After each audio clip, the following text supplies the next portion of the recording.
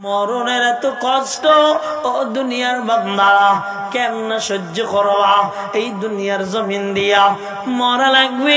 তুমি দেখো বান্দা ছটফট করতে করতে মরে। একটা মানুষ কখন ছটফট করে জানো? মানুষটা যখন আর কোনো জ্ঞান থাকে না, কষ্টের সীমা থাকে না, তো মানুষ ছটফট ছটফট করতে থাকে রে বান্দারা।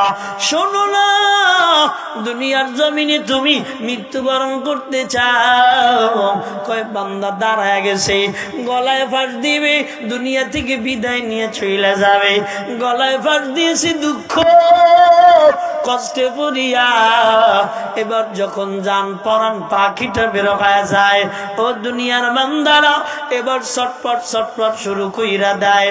তার মানে হলো এত কষ্ট মরণের ভিতরে বান্দা, এই কষ্ট তোমার আমার সবার সহ্য করা লাগবে রে বান্দারা। পয়গম্বর নবীজির রাসূল কি আল্লাহর রাসূল হযরত ঈসা আলাইহিস সালাতু ওয়াস সালাম রাস্তা দিয়ে চলমান। ঈসা আলাইহিস সালাতু ওয়াস সালাম এবার তাকায় দেখেন একটা মাথার খুলি দেখা যায়। এবার আল্লাহকে কয় আল্লাহ, খুলিটার সঙ্গে আমার কথা বলতে মনে চায়, জবান খুলিয়া দাও।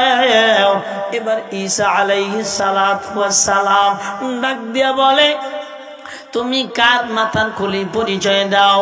খুলি ডাক দিয়ে কয়, আমি তো সেই বাদশা জামজাম, আমার প্রতাপে গোটা দুনিয়া পাগল ভরা ছিল। ও আল্লাহর গোলাম, আমি হাজার হাজার বছর আগে দুনিয়া থেকে বিদায় নিয়ে চলে গেছি রে।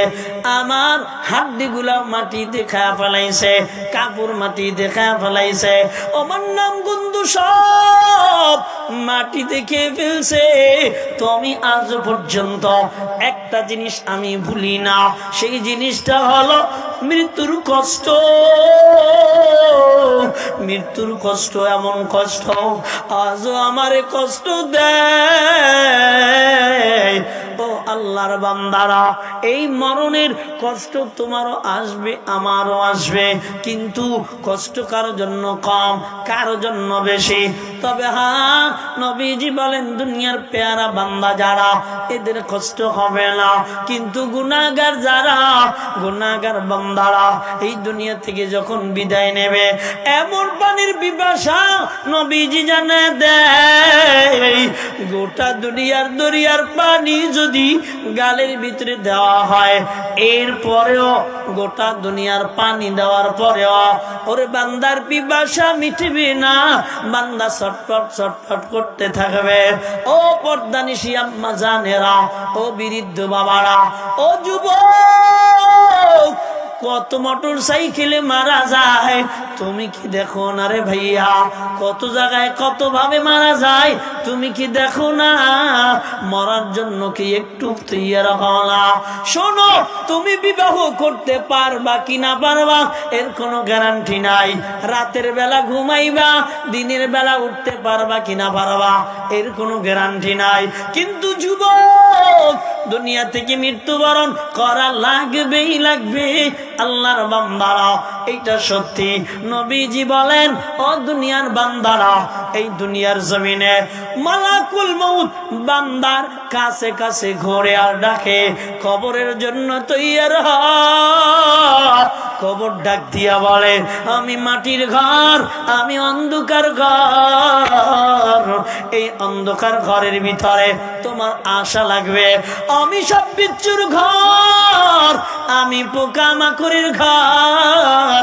ও আল্লাহর বান্দারা, অন্ধকার কবরে কেমন থাকবা? একটু তাকায় দেখো, একটু মুরাকাবা করো না, একটু মৃত্যুর মুরাকাবা করো। কোথায় তোমার দাদা?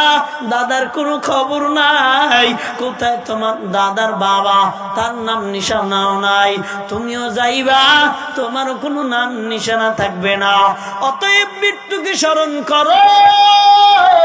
দুনিয়া থেকে যাওয়ার আগে ও দুনিয়ার বান্দারা একটু আসো না, আমরা দুনিয়ার জমিনে আর গুনাহ করব না, আমরা এই দুনিয়ার জমিনে আর নামাজ ছাড়ব না, আর রোজা ছাড়ব না, আর বেপরদা করব না, আব্বা মাকে আর কষ্ট দিব না, আলেম ওলামাকে গালি দিব না, সুদের খাতায় নাম লেখাবো না, আর দাড়িগুলা কাইটা নবীর কলিজায় আর আমরা কষ্ট দিব না। কে কে তৈয়ার? দুটো হাত আমার আল্লাহর দেখা দেও, একটু হাত দুইটা জাগায়া আল্লাহকে ডাক দাও, আল্লাহ, আর জোরে ডাক দাও, আল্লাহ,